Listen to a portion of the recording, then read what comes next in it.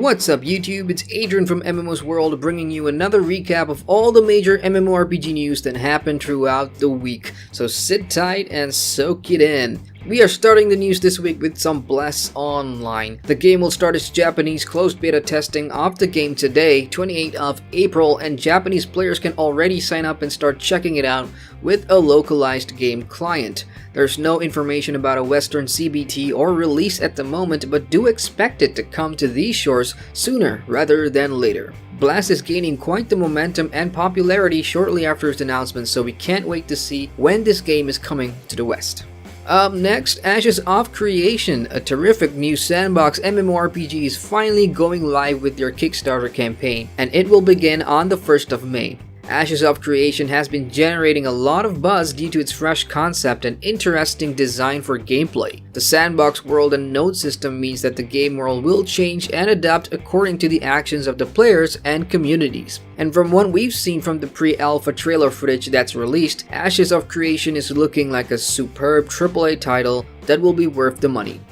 Unchartered Waters Online has some brand new content for players. This veteran sandbox MMO where players take on the role of ship captains and explore the world is ushering in a new age. The Industrial Revolution has arrived, and just as history taught us, is bringing some shiny new things to the game. The Industrial Revolution update is huge and brings with it new gameplay and items such as guns and revolvers, steam engines, and more. There's also a brand new weather phenomena system that could affect your gameplay out at sea. If you've been living under a rock, Call of Duty has also shared some mega news this week. After much speculation, the worldwide reveal for COD trailer dropped, and as many have guessed, the game is going back to its roots, back to World War II. The FPS game went a little futuristic in the last entry and for several years have placed its setting in a more present era. And that's not necessarily a bad thing, but going back to World War II will be a welcome change for the fans of the franchise. According to some reports, it has been in development for several years, and from the trailer, the animations look pretty decent. Now only if we have some juicy details on the campaign and modes. Moving on, Wargaming.net has released a brand new Game Center application. Players can download this app and use it as a central launcher for all Wargaming's titles such as World of Tanks, World of Warplanes, and World of Warships. Existing players who download the app will have their individual launchers replaced by the app, so it removes the clutter on your computer if you play these games regularly. I think it's a real convenience app and a good addition from the guys at Wargaming.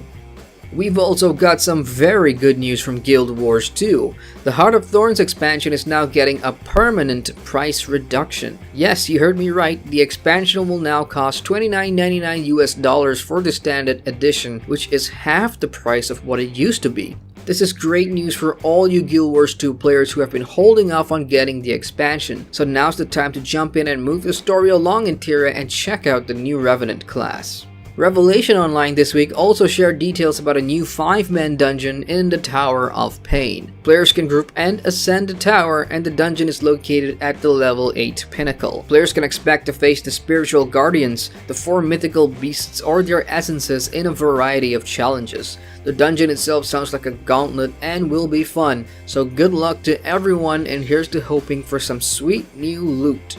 Over at Black Desert Online, there is some worrying news this week. According to the game's community manager on the forums, account security has been breached due to third-party websites. As a result, the studio is asking everyone to change their login emails and passwords as soon as possible. Unfortunately, there are no further details on when, where, how, or who, but just to be safe, we advise securing your login details to safeguard your account for the time being.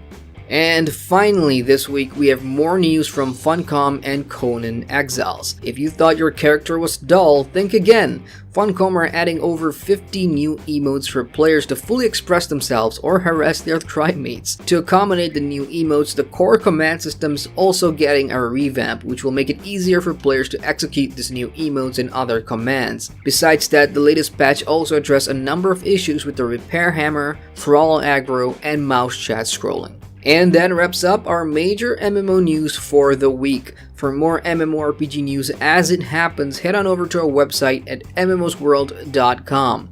Don't forget to like the video and subscribe to the channel for more MMO content. As ever, I'm Adrian from MMOSWORLD, signing out.